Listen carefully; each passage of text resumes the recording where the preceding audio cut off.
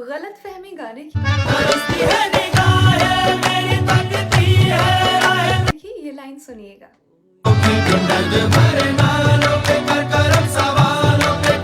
दर्द भरे नालों, तो यहाँ क्या शायर कह रहा है कि नाला गारा की जगह दर्द से भर गया?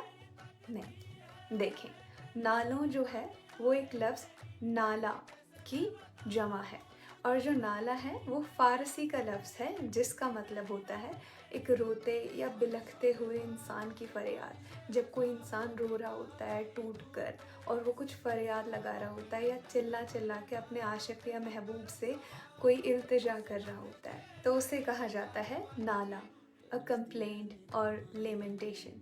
ये लफ्ज़ आपने शायद यहाँ भी सुना हो। मेरे नालों की सुनकर जुबाने